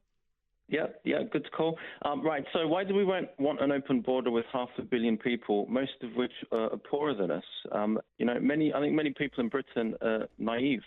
I think many people are brainwashed by BBC and companies that want cheap labour. British wages are low. The country's overcrowded. Well, they're actually already beginning to go up because of the very possibility of Brexit. I guess. I mean, I can only compare to Australia, and the salaries in Britain are much, much lower. Sure. Because, the minimum wage in Australia is higher than a teacher's salary in Britain. And, I work in a school quite close to where I live, and it just saddens me that somebody, sweeping the streets in Australia will earn more than a starting teacher.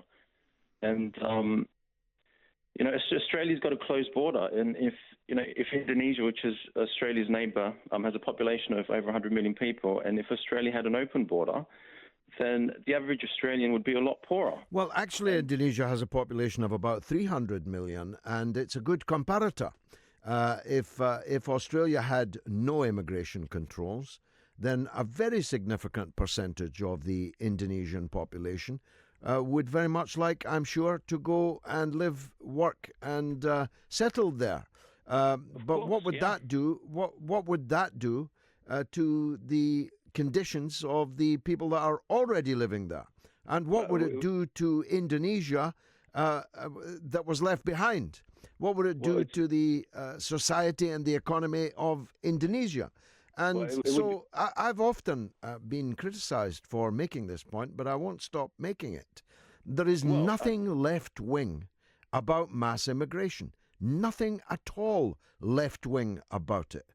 First of all, it's damaging to the living standards of the people who are on the end of the immigration, and it's damaging to the country where the immigrants en masse left.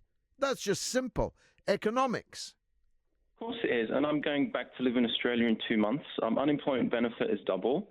Salaries are higher, and Britain has to protect Britain's assets for its citizens. We cannot be giving away our hard-earned money to people that aren't citizens. Countries become poorer, and Britain is becoming poorer. And I think the 17.5 million people in Britain that voted for Brexit, I think that they understand this. Well, I think people voted entirely logically from their own interest, which is what people do when they vote. People, the 17.5 million, do not experience a lived reality, which is comparable to the people living in the bubble that are constantly sneering at them. As I've said many times before, the people who, like me, have good incomes, live in nice places, we benefit a lot from the cheap labour from East and Central Europe and from poorer parts of Europe, not just East and Central. We benefit from that. But the people who voted Brexit, they don't have money for the espresso and the cappuccino cafe culture society. And they don't have jobs, or the jobs they've got are paying too little to make ends meet and to pay ever-increasing rents and so on. Very, very sad what's happening in Britain. Every day British people are just getting poorer, they're getting left behind, and I think the country's had enough. And I feel very sad when I go to work and younger, my younger colleagues in their 20s talk about how fantastic the EU is, whilst they're sliding into poverty. It's just go and ask the young people in Spain, in Italy, in Portugal. Go and ask them just how good the EU is for young people. Martin, thank you very much indeed for that. Coming up now to the end of the second hour, but the good news is Ask Adam is the big topic for the third hour. Stay tuned.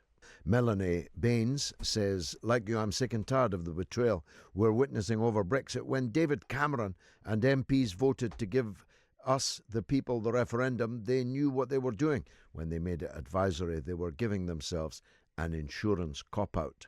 Dr. Kerr Matthews says Jeremy Corbyn is the weakest, most petulant opposition leader in my lifetime. 55 years old yesterday. He was anonymous in the Brexit referendum and couldn't put his personal prejudices behind him regarding Chuka Umunna. Thank you, Doctor, and a belated happy birthday to you. Patrick says it's likely that elements of the UK administration, including Theresa May and Ollie Robbins, have conspired with the cabal-run EU to produce an unacceptable, unwanted withdrawal treaty that was so bad people would want to remain. And Scouserlar says Alastair Campbell, Tom Watson, the Independent Group and the Liberal Democrats are all going on the People's Vote March.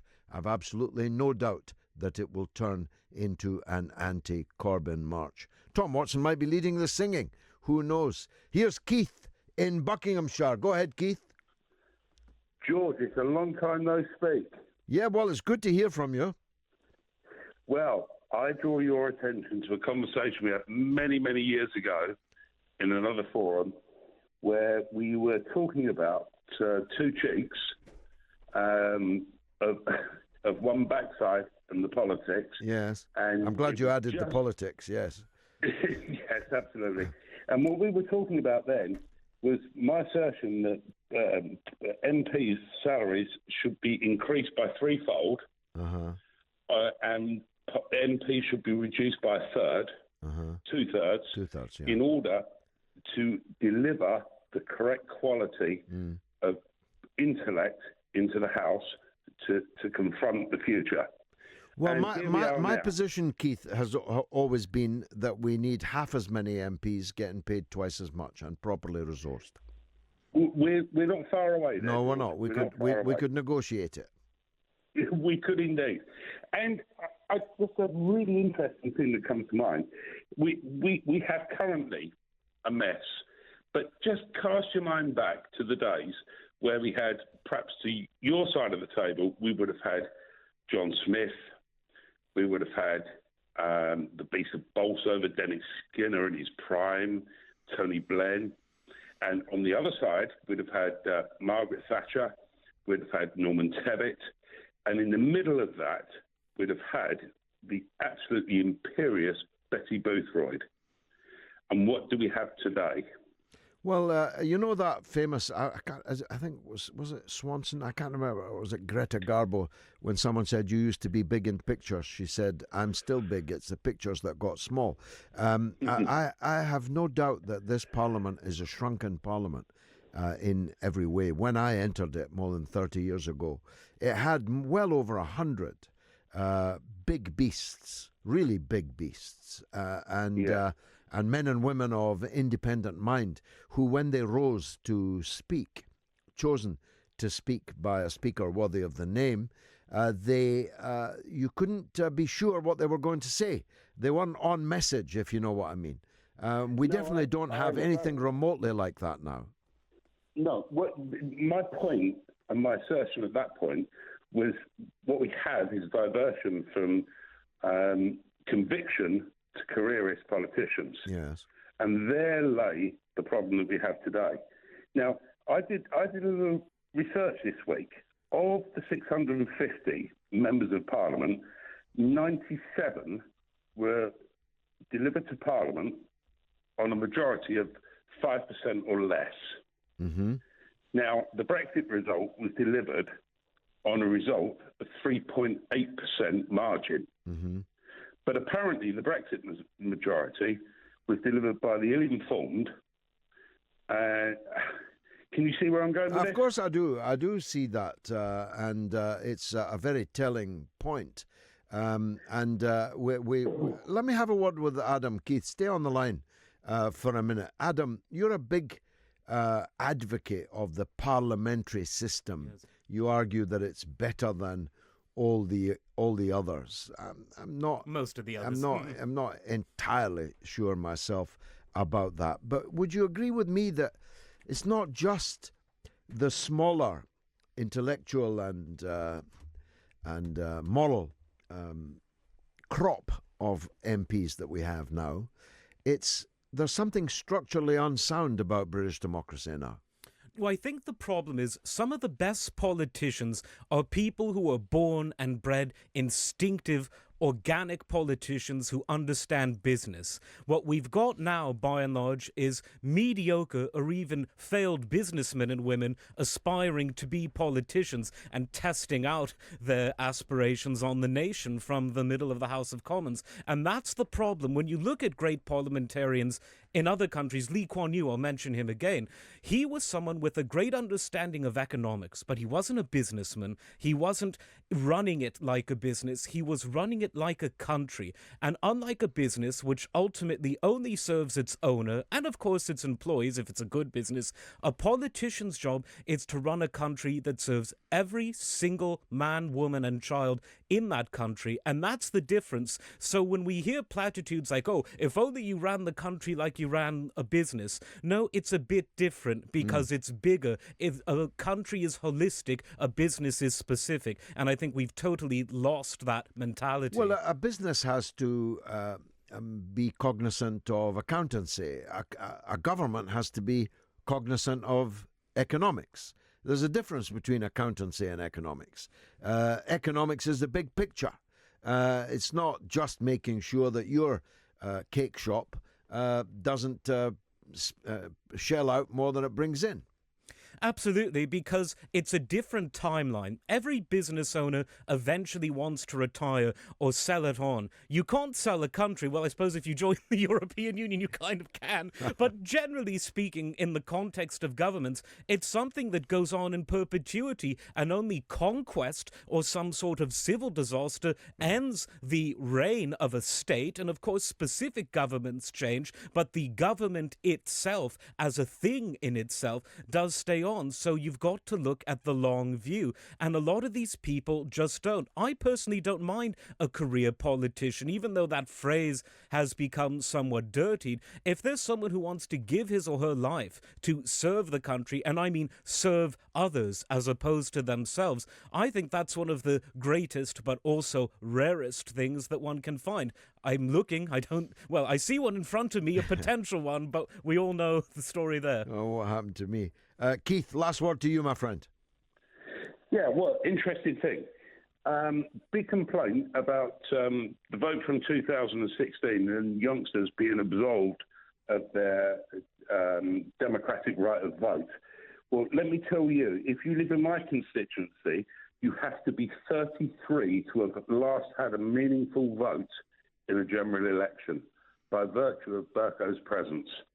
And now yes, of course, he doesn't stand in a party election. A good point, Keith. Very good point.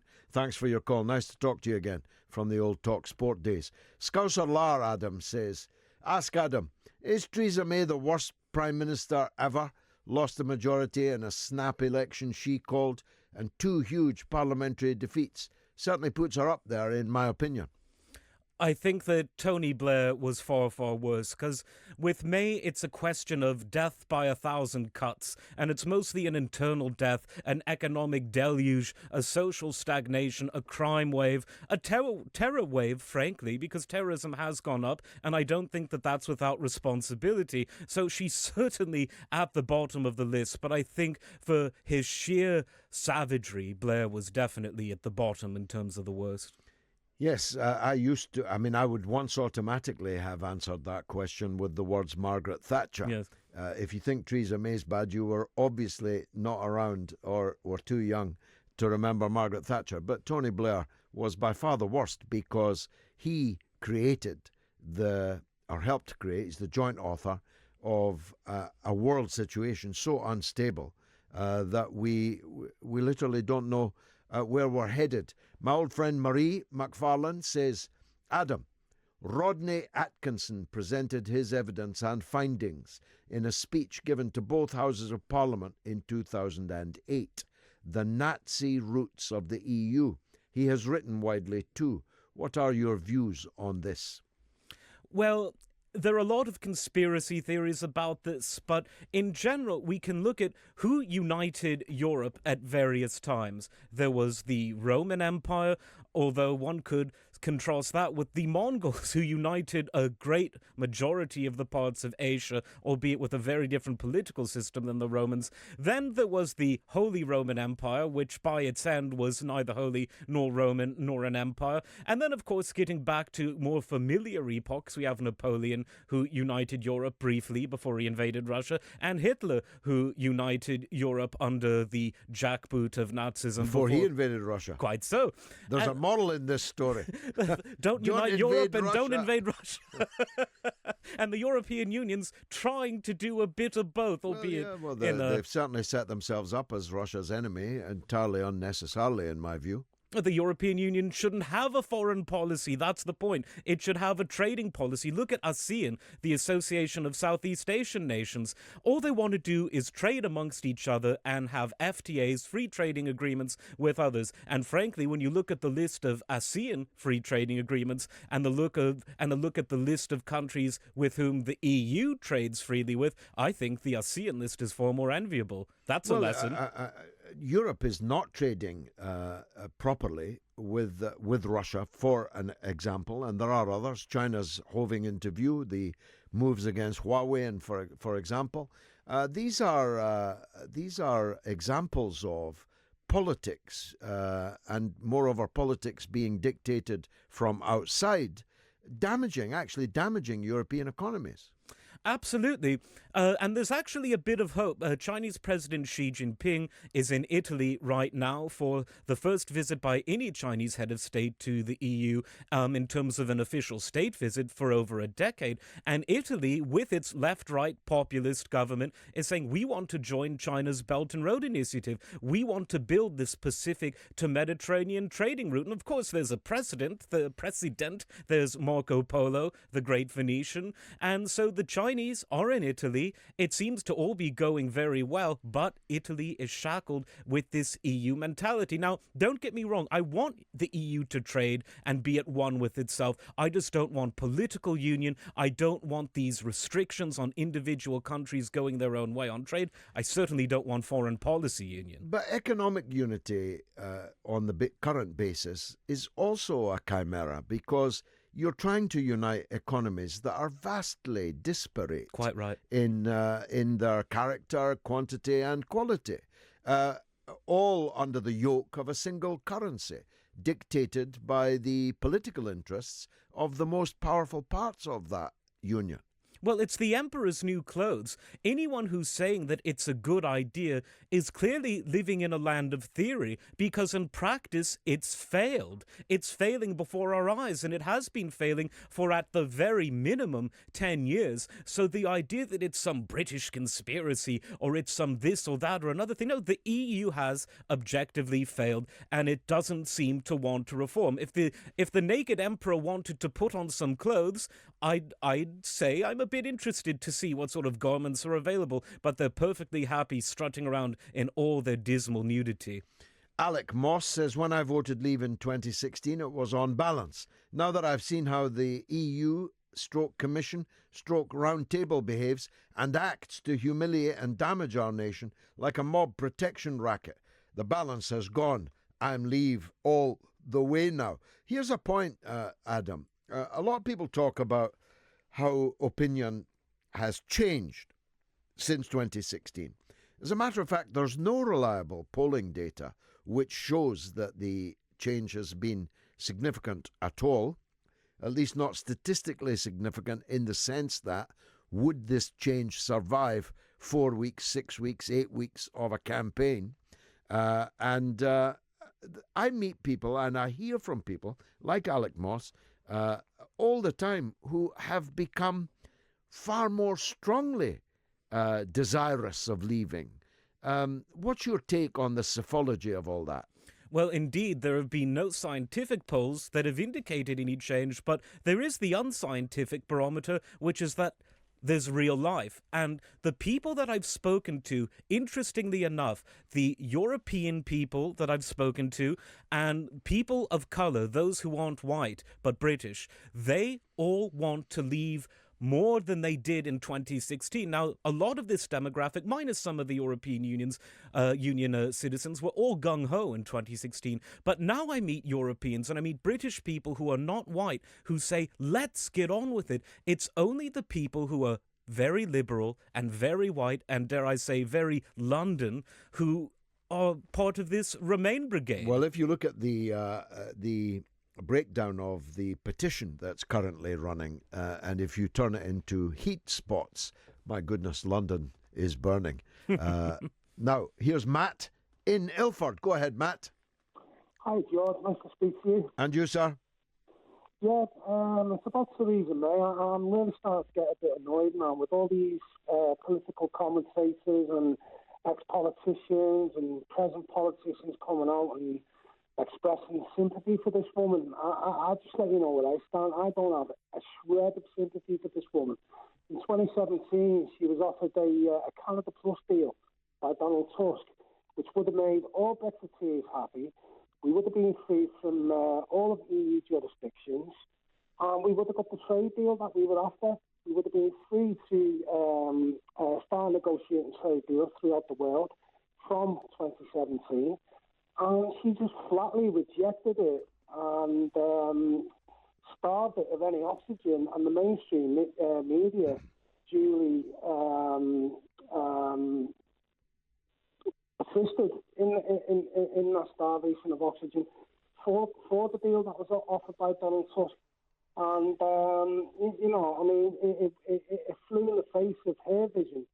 It does feel like the last days for her, Matt. I must agree with you on that. And whilst you can feel a human sympathy for someone that's clearly struggling out of their depth, it can't surely for much longer keep her in post. Chinese news for their two sessions, their legislative sessions, actually tried out artificial intelligence news readers that had human voices, human-sounding facial expressions. So I think we better hope that the two of us are incredibly organic because we don't want the computers in here anytime soon. Well, Joe says, Joe in Prestatyn, George, it's a damn shame the Remainers have such a pessimistic view on leaving the EU. Yes, it's a challenge, but a faint heart never won a fair maiden. How very well put, Joe, if a little old-fashioned. Bob Justice says, please stop giving sage advice to the Tories.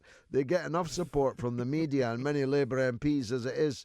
They all know the repetitive, now tedious Corbyn roadshow has helped prop up May. Inadvertently, she's going to destroy the Tory party. Let her finish the job. Here's the legend that is Norma in Bristol. Norma, welcome. Hello, George. Well, just quickly, I did like Martin Harper, the RSPB man. He was very nice, yes, very good. I think his conservation talk was very encouraging and interesting. Yeah. That was great. But I've got a couple of questions. What do you think will actually happen in the next few weeks with Brexit? Because I haven't got a clue. And, I don't think no deal will eventually go through because the EU didn't want it. And really, the other thing that I know I'm bartering you with questions, but I have these things that occur to me all the time. Oliver Letwin's alternative plan, Norway Plus. Yeah. What does that actually mean for us? It means, well, the most salient thing that it means is that we would still be part of the free movement of labour scheme. So we would still, theoretically, have 350 million citizens of the European Union with an automatic right to come and live and work here. That's why it's a non-starter. Because that was if you were identifying one single reason for the Brexit decision, that would be it, wouldn't it? Well, yes. I mean, to be honest, the other thing is, who do you think would replace Mrs. May when she goes? Well, I think Boris Johnson's star is very much in the descendant. I would have, if you'd asked me 6 months ago, I'd have said him, and he thought so too because he lost weight and got his hair cut, and he obviously thought he was next in line. But I can't help thinking that his star has dimmed. The problem the Tories have got is that nobody else has any charisma, any big reputation in the country. There's no Michael Heseltine waiting in the wings or anything like that. I mean, we're down to thinking, will it be, Jeremy Hunt or what's his name, Javid, the Home Secretary?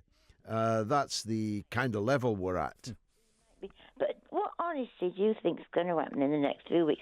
Well, I mean, I can't obviously predict it because it is inherently unstable and unpredictable. I'm sure of what we won't get. We won't get the revoking of Article 50. No. And I'm sure that if nothing else happens, the law will take its course, and the law takes us out now, not on the 29th of March, but on the 12th of April, because nobody needs to vote for that. That's the point, Norma. It's a default position. It automatically happens if nothing else happens. Unless there's an alternative plan, that's what they said. Well, we would go if nothing went through by the 8th of April. Well, you see, only a government can legislate. It doesn't matter how many MPs you've got want to do something. They can't legislate. So it would need the government to introduce a new law to countermand the existing default law. And I honestly don't think that's going to happen. It could only happen if Theresa May was prepared to do it, and if she was prepared to organically break up the Tory party into two separate parties. And I don't think she or the people above her that represent the interests, the ongoing interests for centuries of the ruling class's main party would permit her to do that. We just have to wait and see. Yeah, we will. And we're living in interesting times. Yep. Thank God for that. Here's Damien, the legend. 2 legends in a row. This one from Brighton. Go ahead, Damien. Good evening, George. Evening. George, I'd like to talk about Theresa May's position. Yeah. I'd very just briefly like to pick up on something you said about democracy at the top of the show, George. Now, I'm a democratic socialist, so I respect all democratic results. I don't pick or choose. It's not, whatever the result is the result. So, by definition, I don't understand how Remainers, who refuse to accept the largest democratic ballot in British history, can describe themselves as Democrats. At best, they could describe themselves as occasional Democrats. Yeah, exactly. It's just a point of definition, George, that's all. Right, now, Theresa May's position, I think, George, can be summed up in one sentence. She can't command a majority in the House of Commons. Now, that's a problem because our political system is a majoritarian parliamentary democracy. Yeah. And the Prime Minister's authority is dependent on the ability to command a majority. So that's why I thought it was so disgraceful yesterday that she sought to point the finger at MPs, because the whole mess we're in at the moment can be traced back, I believe, to one single decision that Theresa May made following the general election. She lost her majority. She had a choice to either form a consensus at that point with other parties to come up with a Brexit deal that would be acceptable and would be able to command a majority in the Commons, or she could try to buy the votes of the DUP so she could cling on to power. She chose the latter. And she chose the latter, George. So in that sense, she's kind of, at that point, she disproved herself unfit to hold the office. But that's by the by. We are where we are. And the options... And she can't be removed. Do you see the Tories shot their bolt by having that motion of no confidence in her, which failed. And, you know, if you're going to try and... if you're going to take a shot at the king, as they say, you better make sure you don't miss. And they did miss, and now they can't have another motion of no confidence in her until December. Well, and this issue has raised another flaw, which, of course, is the fixed term, as well as that point, George, the one-year grace period, is the fact that it's proved that the Fixed Term Parliaments Act is a bad law because it's demonstrably kept a zombie parliament alive when it would have fallen. But the point I was phoning, because we are where we are, so the choice seems to be deal or no deal. I've already said what I thought about no deal, George. I think the economy is too weak. We're 1.7% growth we had in 2010, 1.2% projected for 2019. That's an economy going backwards, George. So I think that's a risk. There's a risk of recession. So the only viable deal, as I see it, is the Labour deal, which is customs union for frictionless and tariff-free trade and matching protections, human rights, workers, environmental, and consumer.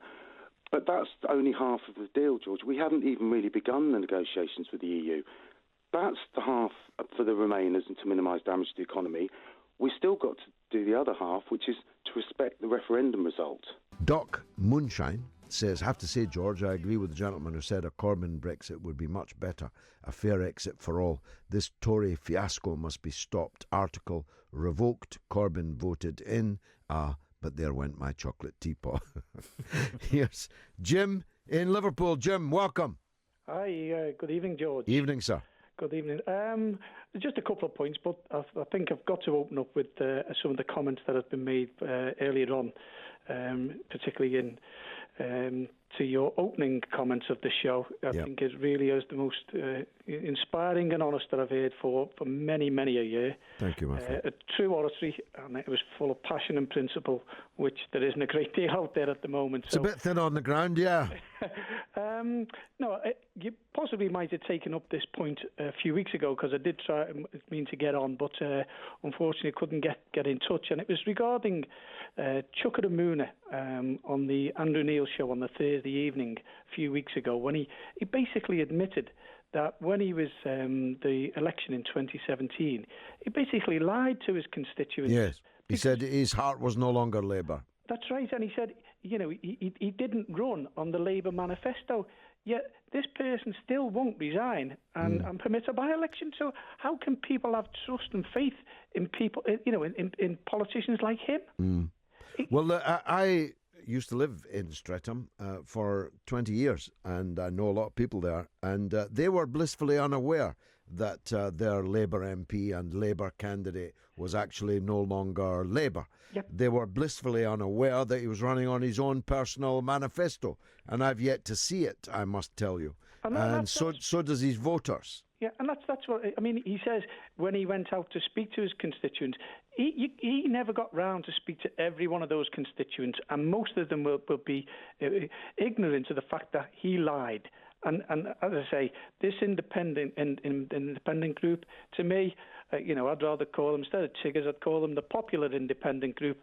And therein lies, if you put liar in front of it, you've got lying pigs. So maybe that's a bit harsh, but here we go. The Terror Trio, who are going to be on the march tomorrow, Blair, Mandelson, Campbell, how are they still getting away with it? You know, the airwaves that these people are given, you know, and most of the people who listen to this show, is they were responsible for millions. And millions of deaths, and even now, they still... They weren't that keen on people's votes then, or marches? No. Campbell boasts that he closed his curtains as the great anti-war march went past his door. And also, you know, I know another one true to your heart, the Dr. Delhi Keth, the Dr. David... Well, I'm working on a David Kelly film, and Alastair Campbell features very centrally in it, of I know course. that, and I'm looking forward to it, because... I don't want to give away the plot. I don't want to give away the plot, Jim, but let's just say that Alastair Campbell has a few things to worry about with my film. And then the last one, George. No, okay, quickly. Just a quick one about. I know they've been talking about business parlance and the different ways of looking at it, but the way I've seen it, if you put it in business parlance, I've never been in meetings with business where people would give away their intellectual property rights, and that's what basically May is doing with our country. Very, very good point, and a good point to end on. I must press on. Ron is in Clapham. Ron, welcome. Yeah, hi, George. It's an absolute pleasure to talk to you. Thank you, one of sir. my political heroes. It's just a travesty that you're not in the political arena at the moment. But I'm just absolutely disgusted with the cabal of political establishment that are hell bent on trying to steal the vote away from the biggest mandate that this country's ever seen. Mm-hmm. How do you actually think that we can affect and push these people to do what they've been mandated to do?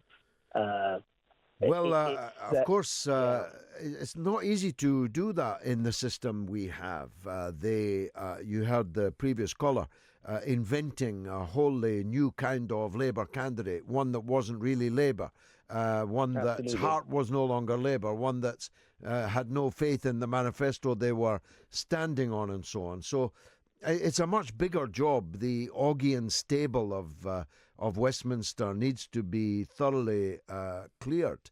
But I do think that, whilst I agree with Lisa in Boreham Wood about petitions, I really do think that people have got to let their Member of Parliament know that they will not tolerate their vote being stolen in this way. And if I put it that way, Ron, nothing can be more serious in a democracy than your vote being stolen, can it? Absolutely. But you see, Labour, the Labour sort of masses that have brought Jeremy Corbyn to power have got to find a way to cleanse, to purge, to cull the Thatcherite, Blairite scourge that still is infested in the parliamentary party. We've got to get rid of these people. I of course, don't approve of culls unless you meant it metaphorically, but we definitely need a very, very big shake-up. That's why we played All Shook Up earlier. This political system of ours has to be all shook up. Here's Gerald in London. Go ahead, Gerald. Good evening, George. I wanted to call because I'm from North London. I'm 35. And throughout my whole life living in London, there's been a problem with stabbing, but it's really gone up recently. My belief of why that is not only just the police cuts, but it's due to cocaine and high-strength cannabis. And the reason for that, and my belief of that, is that because it's so prolifically taken by all walks of society, it's almost like a cup of tea now in London, that it should be legalised, taxed, and actually run as a national industry. How would that lessen its effect or its prevalence? Well, I think it's a bit like with the booze.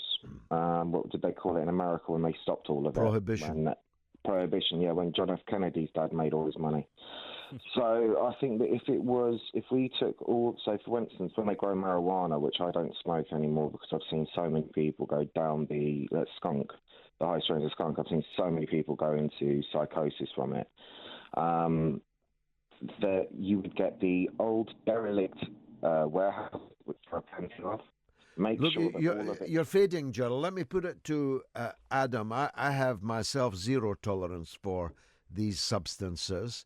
But Gerald made as cogent a point as can be made, I suppose, that if you continue to prohibit it, it will all lie, the whole business will lie in the province of criminals and gangsters. He wasn't really able to answer my point that would legalization mean less of it being taken? And if it didn't, if it is the problem in the first place, how are we any further forward? Well, if we legalised murder and if we legalised driving armed tanks down the street, you could tax that, but I don't think it would make killing less, and I don't think it would decrease the proliferation of weapons of mass destruction. There's something for Alastair Campbell indeed. But getting back to the more practical view of it, I share, George, your views against drugs. I'm totally opposed to them because I've seen what they've done. I've known you were in the known music business, for Absolutely. example. So I had a front row seat to a very sad and dangerous reality, and the only conclusion that one can reach is that they need to remain illegal, but the laws need to be enforced. If people are doing the stuff like it's coffee or tea, it means that the laws are not being adequately enforced. For the same reason that when we have a knifing epidemic, it's not that we should legalize these horrible new kinds of knives that with one twist can easily and brutally kill a man. It's that we've got to enforce laws against violence much stronger, and I equate drugs with violence because drugs enable violence in the same way that a dangerous weapon does. So they've got to stay illegal, and people have got to crack down on this and get very serious about it. I agree. Craig in Oxford. Craig, go ahead, sir. Evening, George. Evening. Yeah, a bit of a stark contrast to your drug chat, unfortunately. That's okay, don't worry. We're jumping all over the place because we've got this great intellectual with us. We must make use of him. Go ahead, Craig. Using the views, yeah. I've watched the news quite closely ever since sort of Brexit's happened and a bit before, and I'm now getting into a position where, as a Leave voter, can't feel anything but betrayed by Parliament at the moment. There's talk about having a referendum, but if there's a referendum and Leave one again, you can't trust the current batch of politicians to do that. They say it's too difficult. Well, if it's too difficult, they need to move aside and let someone more capable do it. Yeah. You know, they want the general election, but who can you vote for? There's no one there to vote for that's going to... That is a problem. That is a problem. I mean, if you were a Labour voter, for example, a general election now would require somebody living in... I don't know, perhaps I oughtn't to personalise it, but think of the worst Blairite warmonger that is still in the Labour Party and still an MP. You'd have to vote for them. Now, I personally couldn't do that, and I don't see how the country would benefit from my doing so. Exactly so, and you know, Brexit are looking for an option. They're looking for someone to come in, and just when you think that you know, something might be happening, there's this new Brexit party, but they just seem to be playing politics. All they're interested in is MEPs. Every time there's something like, oh, we're going to get MEPs elected. What the hell good are MEPs going to do? We need... Well, that's true, but then to be fair to them, that's the next election off the rank. I don't know if this Brexit party is serious or not. I don't feel it, I must say. And I thought that I would feel it much more. Yes. And so it may be that it's not serious, or it may be that it lacks resource, lacks numbers. It's got in its figurehead Farage, of course, who's a powerful weapon. But they're back in UKIP territory already. The actual leader of the party has just had to resign because of horrendous racist and Islamophobic trash uncovered on her Twitter feed. Yeah, so again, you're back to square one. I mean, as I said, there's enough resentment out there that the people that voted for Brexit could all send letters to their local MPs and trigger by-elections if we can't get a... No, you can't. You can't, unfortunately, trigger by-elections. They can't be forced, and I don't have time to fully explain why.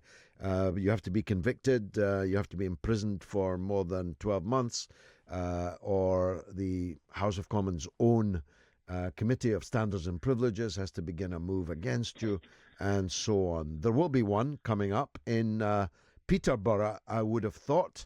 There's a recall petition off and running there because the sitting MP was convicted as a liar. Thanks, Craig, for that. David says, I'd like to remind Labour voters who are looking forward to a Corbyn government that lots of things he wants to do cannot be achieved if we remain in the EU. Joe S. says, Adam Gary was awesome. Him versus James O'Brien. Netflix would pay a fortune. I definitely think you've got a future, Adam. I wish you were in Parliament, but I'm determined that we get you in front of as many audiences as possible. Norman Normal says, I love George, but how can anyone deem that joke of a bloody referendum as the epitome of democracy is utterly beyond me. I'll not go on, it gets too rude. And Fra says, May had a deal by pulling the vote. She emboldened the DUP-ERG alliance, backed herself into a corner, disenfranchised all those who voted to leave. And Mal in Belfast says, tonight I'm seething. I'm seething that Remain MPs have the audacity to say that they are seething because they've been told that they are mostly to blame for this mess, but deny it. I'm seething that the odds are being stacked against leaving. Mal, it's a long one. I can't go into it all. Adam, what's your prognosis then? First of all, are the MPs mainly to blame? And secondly, what do you think is likely to happen in the next couple of weeks? That's all it is. Well, first of all, what Theresa May said from a constitutionalist point of view was quite disgraceful. A Prime Minister derives his or her power from the House of Commons, and it's a bit rich for her to essentially cut the tree off from under her while she's on the top branch. On the other hand, too. Quite right. On the other hand, as you absolutely rightly say, she was actually speaking to the feelings of the country, you know, Theresa May, the schoolmistress come populist, about how people feel betrayed. But to try to separate herself from those around her in that respect, it's just not convincing anyone. She's part of the problem, to invoke the old demonstrators saying. As for what's happening, I think it's either between crashing out, which I think is fine, let's go WTO, as you said, or a kind of indefinite extension that would displease everyone and risk so much dissatisfaction among the electorate that the best thing that could happen in such a situation, new political parties sweep to power in the next general election. And the worst case scenario, I don't even want to mention, lest someone get inspired by it. Absolutely. And I think that's a pretty good summary of the Hobson's choice that we face. Jason Dunn says, I try not to be ultra-left on most issues. You can't just blame everything on capitalism, and you do have to deal with things in the real world. But when it comes to climate change, it seems the only real solution is to get rid of the system responsible. David says the biggest thing we could do for wildlife is to stop the farmers from spraying poison onto the plants. It's bad news for wildlife, bad news for us as we are eating it too. And Andy Lakin says the UK government needs to stop the netting of hedgerows and trees across the UK. Building contractors given permission by councils to cover nesting sites for birds. This week became an epidemic. Ford says, I went to Jamaica to see my grandparents in the 70s. There were loads of hummingbirds everywhere. I went back to Jamaica 4 years ago. I did not see a single hummingbird. Well, we've been humming tonight. That's our view. It's my view. It's Adam's view. We've tried to showcase your views if you came forward to bring them up. If you enjoyed the show, as I hope you did, it's been marvellous for me. I hope to see you next week at the same time, same place. Good night.